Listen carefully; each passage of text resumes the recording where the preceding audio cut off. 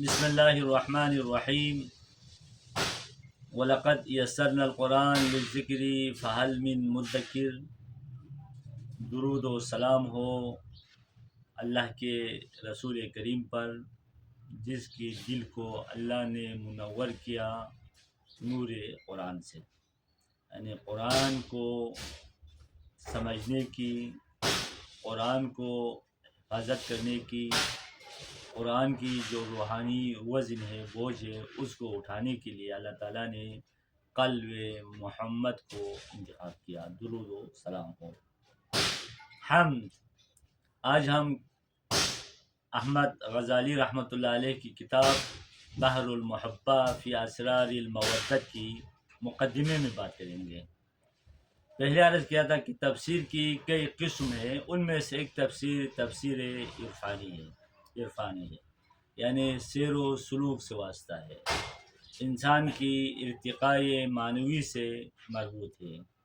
تزکیہ نفس سے مربوط ہے، اور مدارج معنوی میں ارتقاء عوالم خمسہ میں سیر سے مربوط ہے۔ یہ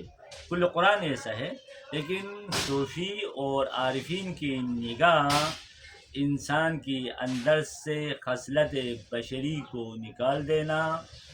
اور اوصاف الہی سے اس کی قلب کو منور کرنا، بنا دینا ہے۔ تو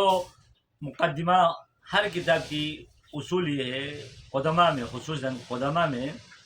ایک کتاب جب لکھتے تھے تو اس کی ایک مقدمہ ہوا کرتا تھا، ایک مقدمہ، جس طرح فوج میں ایڈوانس پارٹی یعنی جیش، مقدمۃ الجیش،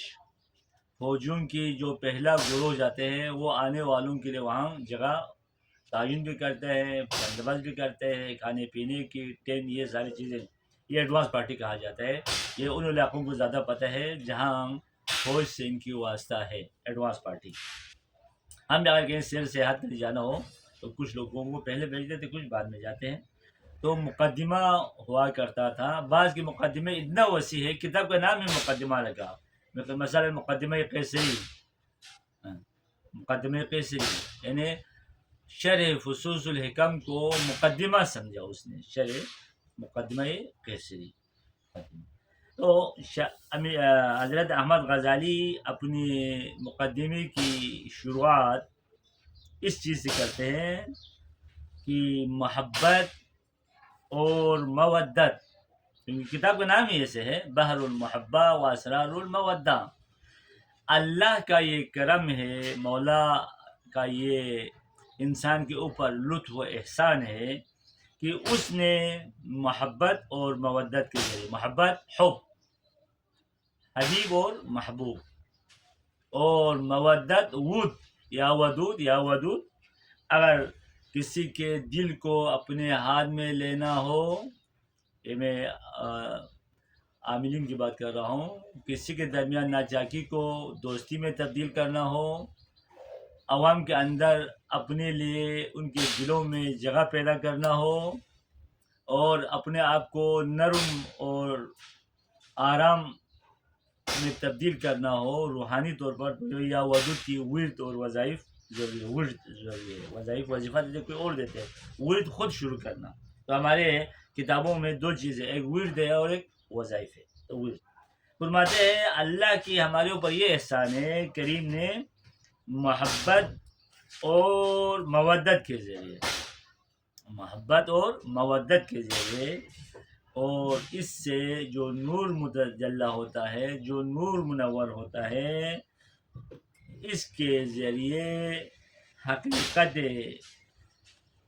اول، حقیقت رب کریم در ذات اور در صفات کو انہوں نے ہم اشکار کر دیا، یعنی محبت اور مودت دو ستون ہے جس کی مبنا پر اللہ تعالیٰ نے ہمارے دلوں کو حقیقت تک رسائی فراہم کیا، یہ الگ احسان ہے۔ اور حضرت محمد صلی اللہ علیہ وآلہ وسلم، درود اور سلام و حضرت محمد مصطفیٰ صلی اللہ علیہ وسلم پر جو ظہور ہے، یعنی اللہ تعالیٰ کی نور سے جو پہلا خلق، جو مخلوق عالم امکان میں آیا، وہ ہے نور محمد، وجود محمد، ظہور محمد۔ اول ما خلق اللہ من نوری، میرے نور سے جو پہلا مخلوق خلق ہوا وہ ظہور ہوا، وہ محمد ہے۔ اور یہی محمد صلی اللہ علیہ وسلم محبت اور مودت کی لحاظ سے، مودت کی یہ جو دو پر ہے، اس کے لحاظ سے وہ اللہ تعالیٰ کی مودت اور محبت میں فنا ہوا۔ یعنی ایک طرف محبت مودت رب کریم، ایک طرف محبت اور مودت رسول کریم۔ تو رسول کریم حبیب بن گئے، اللہ تعالیٰ محبوب بن گیا، تو رسول کی ہر قدم، رسول کی ہر ادا، رسول کی ہر فعل، رسول کی ہر قول، رسول کی خلوت و جلوت، رسول کی ظہور و خفا، سب میں جو نظر آئے گا وہ محبت اور مودت رب کریم ہے۔ فرماتے اس لیے ایک نور سے جو محبت اور مودت سے مخلوق خلق ہوا، اور معرفت کی رموزات، محکم و متشابہات، یہ سارے اللہ کی محبت اور مودت کی نتیجہ ہے، اور حقیقت تک رسے، یعنی ذات کریم تک۔ دوسرا اللہ تعالیٰ کی محبت اور مودت کا نتیجہ خلق اول، روح کائنات، ولایت مطلقہ، ولایت شمسیہ، حضرت محمد کی وجود کو ظہور پیدا کرنا ہے۔ لہذا رسول ظہور ہوا اس عالم ناسود میں، عالم شہادت میں، اور رسول کی پرتوں سے پوری مخلوقات، تعین اول، تعین دوم، تعین ثم، یہ عرفان میں بھی بحث ہوگی اور یہ فلسفہ میں بھی بحث ہوگا، یہ سارے نور محمد کی نور سے